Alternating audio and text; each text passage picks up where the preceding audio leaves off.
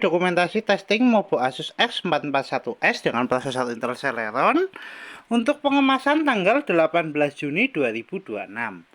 Oke, mainboard sendiri masih tersedia unit dengan perangkat terinstall. Kita ada SSD untuk penyimpanan, boot ODD untuk SSD atau CDRW dan penyimpanan, ada fan untuk pendinginan, wifi card untuk jaringan atau konektivitas.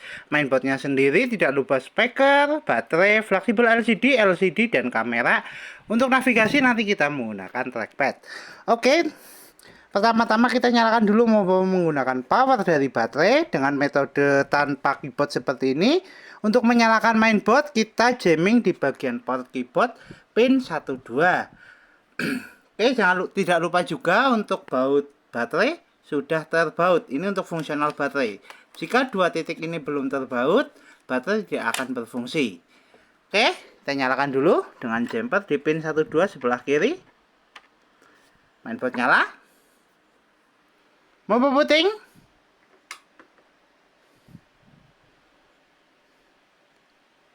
Dan Mobo running. Oke, sambil nunggu masuk ke dalam Windows, kita cek dulu untuk penampakan mainboardnya. Untuk kode seri X441SC, kita segel di area sini untuk ID toko. Ya, di mainboardnya sendiri, mainboard masih clean, belum ada tanda atau bercak di servis ataupun dipanaskan. Oke, kita tunggu mainboard masuk ke dalam Windows. Ya, Mobo sudah berhasil masuk ke dalam Windows. Kita tunggu startup.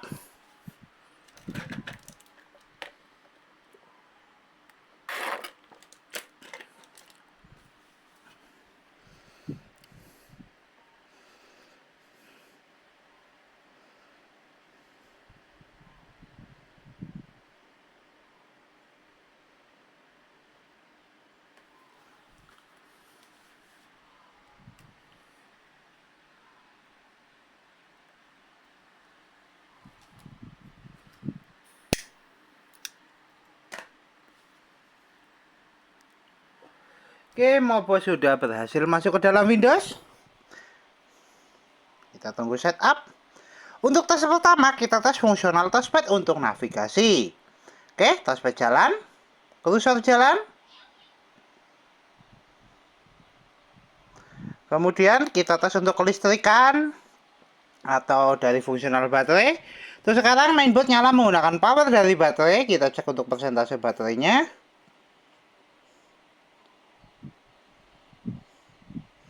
Oke, untuk baterainya di 27%. Kita coba lakukan tes charging. Kita masukkan charger di DC-nya. Indikator cas nyala warna merah. Notifikasi cas masuk. Kita tutup dulu, nanti kita cek di akhir video. Oke. Untuk tes selanjutnya kita cek untuk spesifikasi. Untuk spesifikasi kita buka lewat DXDR. Oke, untuk spesifikasi sistem manufaktur Asus dengan sistem model X441SA dengan prosesor Intel Celeron CPU N3060, memori terinstall 2GB DDR3L dengan display adapter atau VGA Intel HD Graphic. Center input ada speaker 5 Realtek High Definition Audio dan pattern input ada mouse, keyboard, Asus wireless radio control dan HID2C device. Oke, untuk spesifikasi cukup, kita tutup, kita cek fungsional hardware. Untuk fan berfungsi, dia berputar. Oke, tes selanjutnya kita cek fungsional VGA atau display adapter dengan buka display setting. Kita atur brightness untuk kecerahan dan keredupan. Kita coba redupkan. Kita cerahkan, kita redupkan, kita cerahkan, kita redupkan, kita cerahkan. Fungsional VGA oke, display adapter oke. Kita tutup. Tes selanjutnya kita tes fungsional speaker atau audio. Untuk fungsional speaker kita tes menggunakan audio dari video. Kita putar videonya. Coba atur volumenya. Untuk speaker bunyi kita coba pelankan. Kita keraskan. Kita pelankan, kita keraskan. Fungsional audio oke, fungsional speaker oke, kita tutup. Untuk tes selanjutnya kita tes fungsional fleksibel LCD. Untuk sekarang LCD sudah nyala, kita tes untuk fungsional kamera atau webcam. Kita tes lewat start. Kita pilih kamera. Kita tunggu indikator kamera nyala.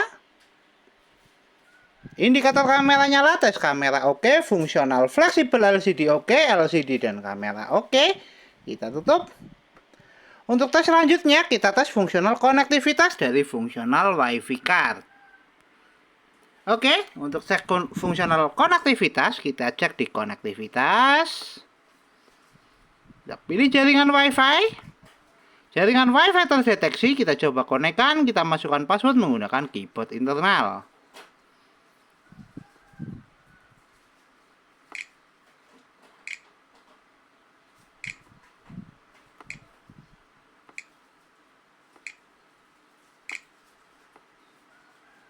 Enter.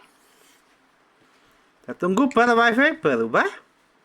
Jaringan terkoneksi, dan untuk jaringan terkonektor, fungsional konektivitas oke, fungsional jaringan oke, jaringan WiFi terkoneksi dan fungsional WiFi terkoneksi. Kita tutup. Kita coba untuk tes browsing menggunakan aplikasi Microsoft Edge. Kita buka aplikasi Microsoft Edge.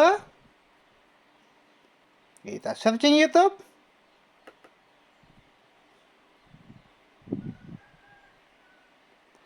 Tes jaringan oke, tes konektivitas oke, dan untuk tes browsing oke, kita coba move ke gambar. Fungsional WiFi card oke, untuk testing konektivitas oke, dan untuk fungsional browsing oke, kita tutup.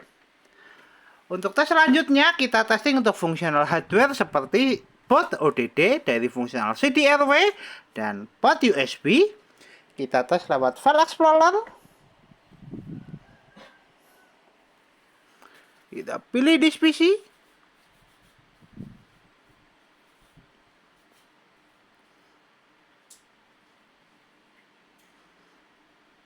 Oke, untuk fungsional CDRW terdeteksi, kita coba eject lewat File Explorer untuk fungsional CDRW.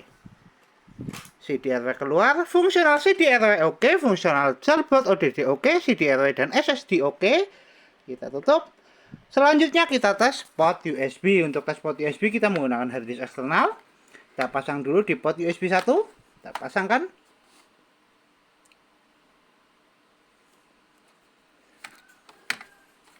Dan tes port USB 1, USB terbaca, USB terpasang. Fungsional port USB 1 oke, SSD eksternal terbaca. Kita eject. Tes selanjutnya kita tes di port USB kedua. Kita tunggu closing dulu. Oke. Kita tes di port USB kedua. Port USB terpasang dan SSD terbaca. Fungsional port USB 1 oke, fungsional port USB 2 oke. Kita eject. Kita tutup semua aplikasi. Kita kembali ke tes charging. Adakah penambahan dari pengecasan? Baterai naik di 30% dari 27%. Tes charging oke, fungsional baterai oke. Kita lepaskan cas. Mainboard masih nyala menggunakan power dari baterai di 30%. Tes charging oke, tes baterai oke. Kita tutup semua aplikasi, kita shutdown. Mobo Asus X441S dengan prosesor Intel Celeron, RAM internal 2GB tertes oke. Mobo siap kirim.